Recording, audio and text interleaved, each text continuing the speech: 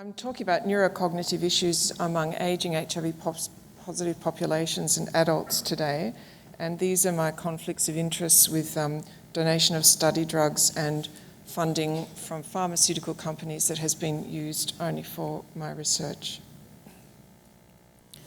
So the aim today is to talk about neurocognitive issues in ageing HIV-positive adults, and I'll try and move around a bit when we talk about age to look at what affect issues with age in acute HIV infection, the START neurology sub-study, and factors that influence neurocognitive performance in virologically suppressed populations, and think about a bit about diagnosis and management. And I've tried to highlight aspects of age where possible.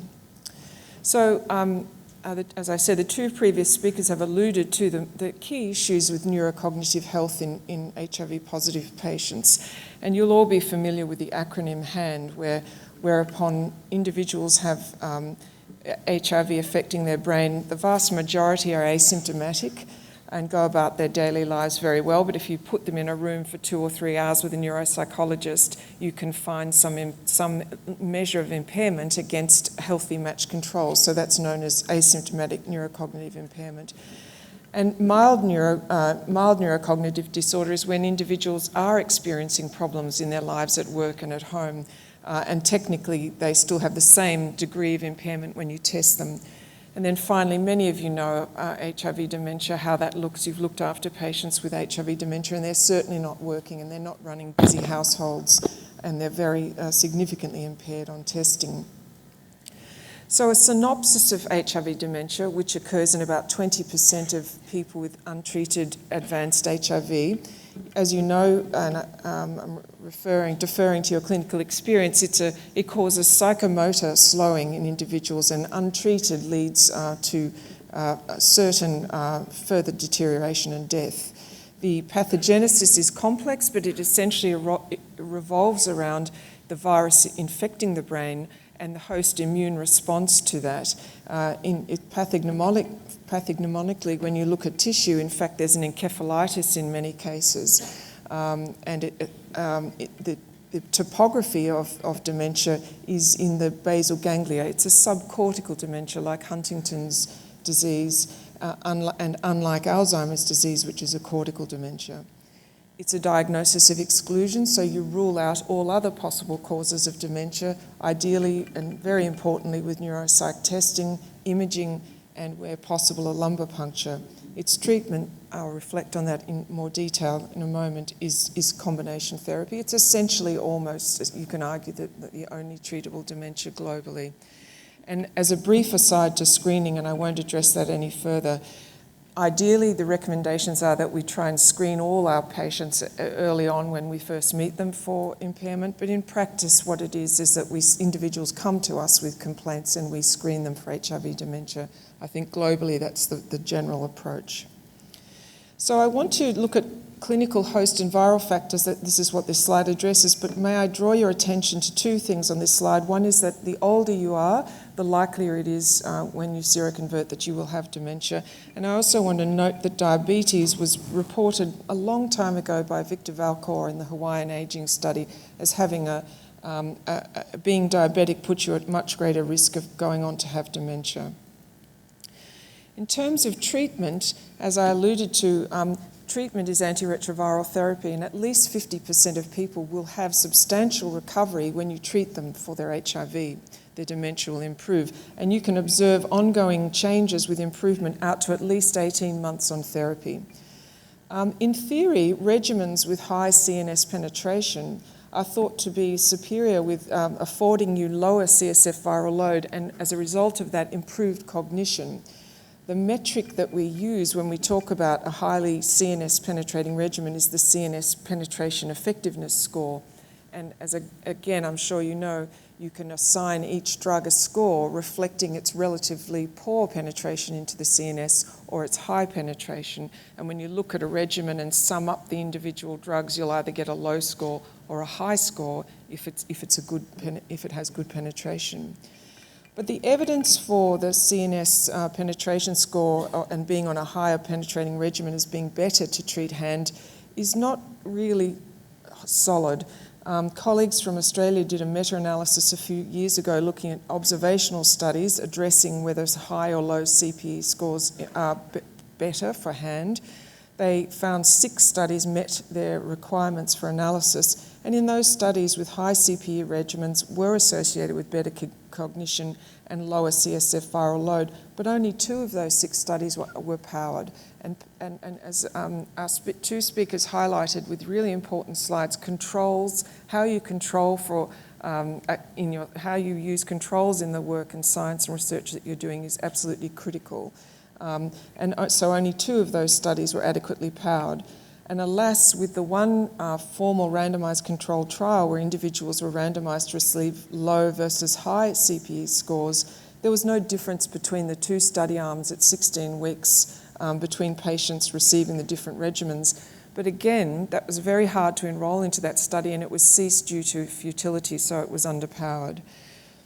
Recently, or a couple of years ago, a very large cohort, the HIV Causal Collaboration, reported on quite a remarkable finding. So HIV-positive patients from high-income countries in USA and Europe were followed for 37 months. And what they found was that individuals, there were only 9% in the cohort, but those individuals who were commenced on regimens that had high scores, so that means they were getting well into the brain, had a 70% greater risk of developing dementia over the follow-up period.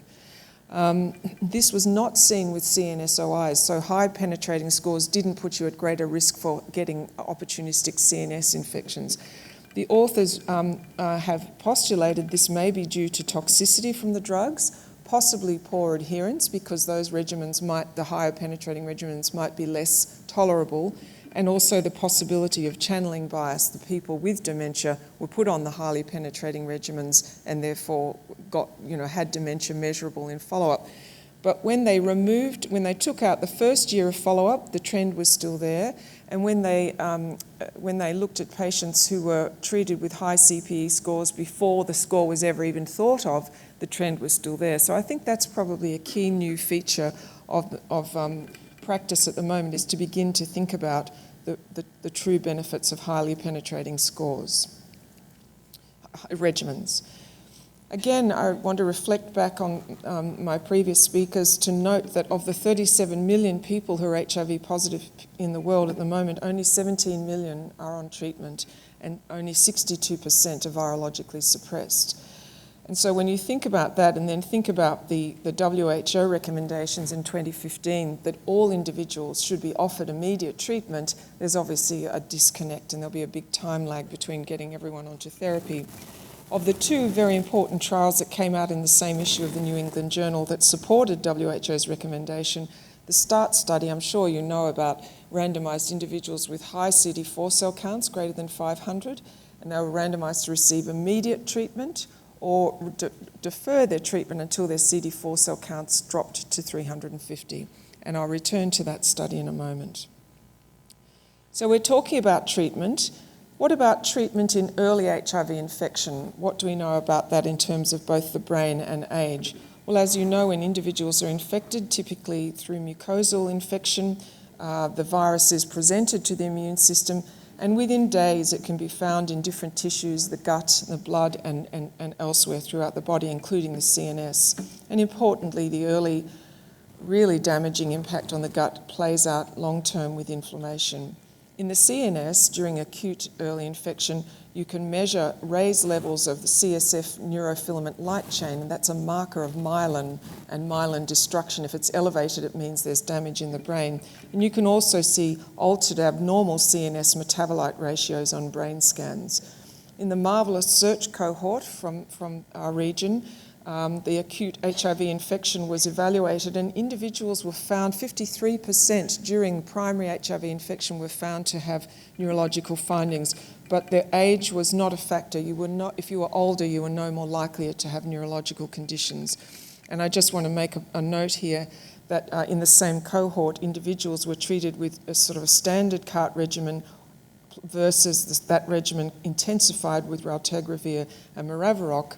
They were followed up for 16 weeks, and there was no difference in the neurocognitive performance between individuals who received the intensified regimen versus the other. And I'll just pay a respectful aside here to HIV cure and reservoirs, and I won't be able to address CNS reservoirs in this talk. So that's treatment in early infection.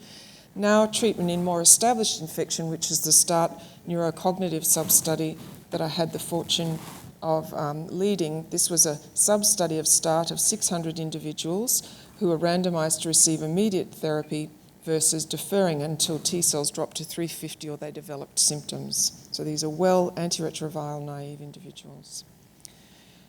What I'd like to show you here in the y-axis, the individuals were evaluated with an eight test battery. And so this y-axis looks at change in the Z-score of the scores from that battery from baseline. In red are those individuals who were randomised to immediate therapy. In blue are those individuals who were randomised to waiting till their T cells dropped. On the x-axis is time in months, and right down the bottom, yeah, you can see it, the number of participants who were in each study arm at each of those visits. So can I draw your attention to the QNPZ-8 scores changing from baseline to 12 months? Quite a striking increase in the Z-score, and an increase means that the groups were performing better overall. But they're parallel, they're identical, and what we think happened here was that individuals, had a practice effect. So they all got better because they had 4 test batteries done in the first 12 months. So beware of neurological studies that don't include a control arm. In a sense, the blue was a controlled arm because they weren't on treatment, they were deferring their treatment. So beware of neurological treatment studies where there is no control arm. And again, coming back to methodology, is the patron saint of methodology we have to worship at her altar. And then here, over time, coming out to 60 months, we evaluated individuals just after 36 months. There was no difference. We did not see a difference in neurocognitive performance in this group. So the summary findings relevant, I think, to this talk is that ART deferral to less than 350 T cells was not associated with poorer neurocognitive performance in 3 years of follow-up, and immediate treatment was not associated with a cost in terms of poorer neurocognitive performance, e.g. was there CNS toxicity in putting these otherwise well individuals straight onto treatment. We also found in pre-specified subgroup analyses that there was no preferential benefit for either strategy for the neurocognitive performance of older people, and the use of regimens with high CPE scores didn't benefit or disadvantage individuals in either treatment group. So now I want to turn to, we're still talking about people the people we look after, long-term positive patients who are virologically suppressed, and think about how many have hand in our populations. So there's several cohorts in the United States, and if I ramble for the next minute and don't make sense, it's because I'm actually having an internal minute silence for what decision was just made in the United States overnight. And in these US cohorts and in cohorts in Sydney, Bangkok and Geneva, you can see a high prevalence of hand in these cohorts, and then I'm just imposing on these pictures the average age of individuals in those cohorts, and they're similar to the data that Rena presented from her cohort. So we're talking about people in their 40s. So broadly, to put those together, I think it's fair to say about 30% of our patients will have hand, the people we're looking after. Most of them will have asymptomatic impairment over and above, certainly dementia. So why is it so prevalent? Is it because related to HIV that these individuals had an insult before they started treatment and it's persistent? Is it because they have poor CNS control of the virus? So if you do a viral lumbar puncture, you'll find a greater than 20 copies. Maybe their regimen isn't strong enough to get into the brain. Maybe they have HIV-resistant virus in the brain and not the plasma. Is it the setting where if you do a viral load, it's undetectable? And perhaps what you might propose is that there's low-level replication in the tissue and or ongoing immune activation and inflammation. So let's address those three.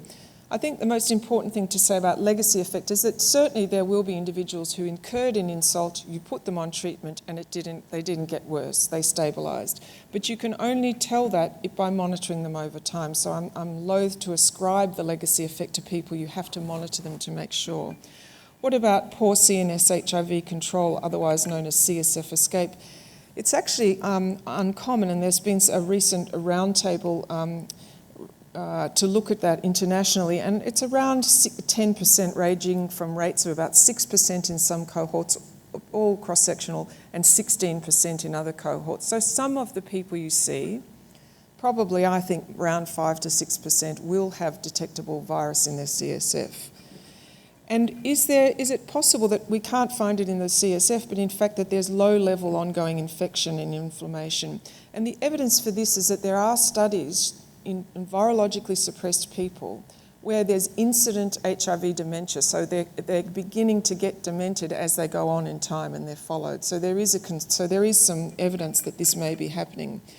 And there have been some pilot studies recently where individuals had their regimens intensified with Maraviroc, or more recently a combination of paroxetine and fluconazole, and there was shown to be improvement in their neurocognitive performance with these intensifications.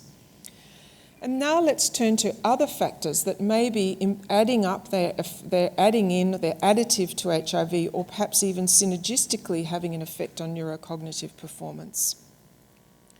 So if we look at cardiovascular risk factors, there are many studies that have indicated, and again, going back to Victor Valcourt, who very early on was a pioneered work in older people and found diabetes had an effect. But there's several other factors, including high cholesterol and hypertension, which we found correlated in the SMART neurology study with poorer neurocognitive performance. Remembering these are all virologically suppressed populations, with the broad hypothesis being that if you have these comorbidities, they are driving brain injury and inflammation.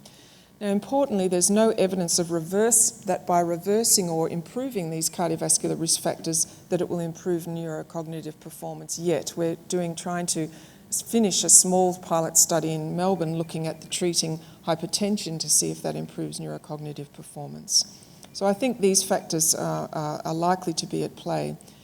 Certainly with ageing, there are a number of studies and they're all cross-sectional, there are a number that say there seems to be accelerated ageing of the brain in virologically suppressed populations, and other cross-sectional studies which do not find evidence for that. But importantly, a paper that's just been accepted in AIDS by Ron Ellis and his cohort looked at a 3,000 participant cohort study. They followed individuals up, and they found that the odds of having neurocognitive impairment was increased by 20% for each decade of life after the age of 50. And they postulated perhaps the individuals, its cardiovascular risk factors, is it related to antiretroviral toxicity? So this is the science that's evolving now, and as you proceed in your careers and into the future, this will become more clear, I hope. So let's turn to combination antiretroviral toxicity. Certainly in cell culture and animal models, including a recent paper from Chris Power's group in Canada showing toxicity in astrocytes with commonly used protease inhibitors, and also a paper a few years ago showing that antiretroviral therapy disturbs microglial's ability to destroy beta-amyloid plaques, and in fact drives neurons to produce more amyloid beta. So there's some evidence in those models, and in human primates, there's been one randomized controlled trial with a very unexpected finding, which was found that those individuals on high CPE scores, and this is from many years ago, did worse than those who were randomized to the lower scores.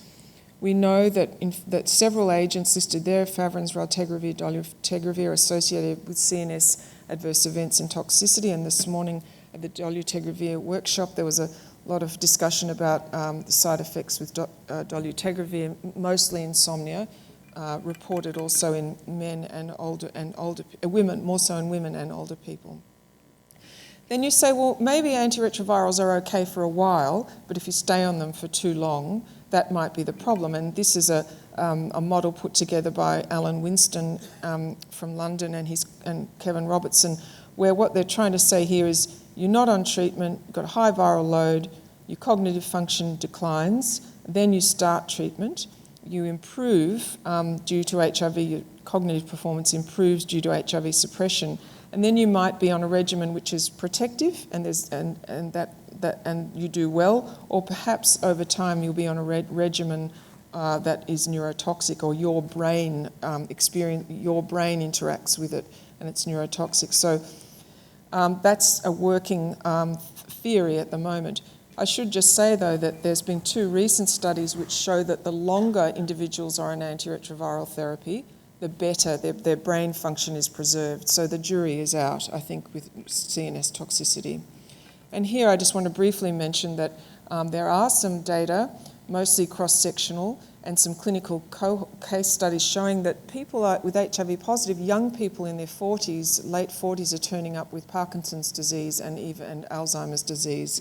A recent study did neuropsych testing of older people and also people with Alzheimer's, and people who were older with HIV were not having the typical Alzheimer's pattern when you put them in a room with a neuropsychologist. They weren't looking like they were developing Alzheimer's disease. So at the moment, I think the evidence, the brunt of the evidence suggests that there are multifactorial reasons why people have poor neurocognitive performance. Some of it may be active virus, some of it may be intercurrent factors such as cardiovascular risk factors, age and toxicity. So in terms of management, as I said, you need to observe people if you think they've got neurocognitive impairment, annual reviews. If they have a CSF escape, then you know what to do. You treat them, maybe put them on a higher CPE scoring regimen, or if they've got resistance, put them on a regimen that will work. It's tougher. There's no way to say this person's got ongoing infection in the parenchyma. I just can't prove it. So for some people, you will just observe and review them, because getting them virologically suppressed sometimes can be so hard won, getting the plasma virus down, that you're loath to suddenly change your regimen without hard evidence and randomized controlled trials to tell you. You might consider adding Maraviroc, that's no evidence-free zone, or expert opinion, and perhaps change to a high CPE scoring regimen. For cardiovascular risk factors, I think we just should take our HIV hats off and remember that our patients also live in a broader community, and we tell everyone in the broad community, well, we try and support them to treat their blood pressure and stop smoking and stop drinking. It absolutely makes sense to do this for our patients. Aging, console your patients. There is absolutely nothing you can do about that, and console ourselves as we age with them. Some of us accelerated.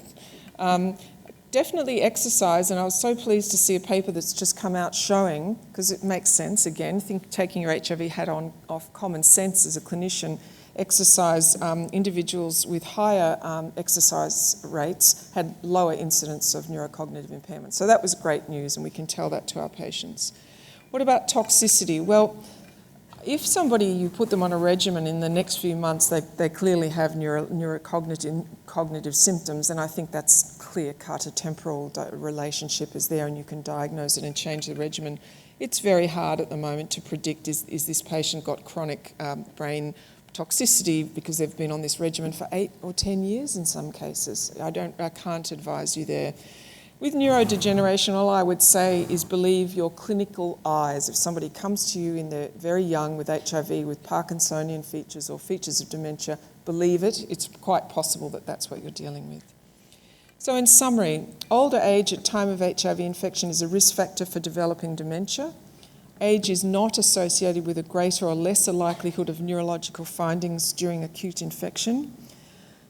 From the START study, we found that patients with high T cells, there was no evidence that immediate or deferred treatment preferentially benefited patients' neurocognitive performance, nor was there a benefit-disadvantage if you are on a high CPE score with either strategy, nor was there a benefit or disadvantage in older populations with either strategy. Recent evidence from a large cohort study shows that older age does track for greater risk of impairment. So as our patients age, think about impairment. Don't be seduced like I am often, thinking they're virologically controlled, it must be okay. It may not be okay. CNS toxicity certainly suggested in the US causal study. We didn't see that in the short-term follow-up with START.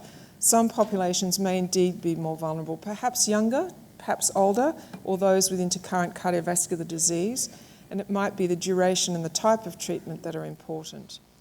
In the future, we need more studies to look at impact of modifying cardiovascular risk factors. If we treat their high lipids, if we treat their hypertension, will we in fact see, and their diabetes especially, will we in fact see improved neurocognitive performance? What about intensifying regimens with things like Maraviroc and other agents? More studies on toxicity. I foresee that's going to be a big issue in the next 5 years or so, and the impact of age upon neurocognitive performance of our long-suffering, marvellous patients. I want to acknowledge the SMART and START Neurology sub-study co-chairs and protocol teams, all the participants, and all the researchers whose work I've not included in this presentation. Thank you.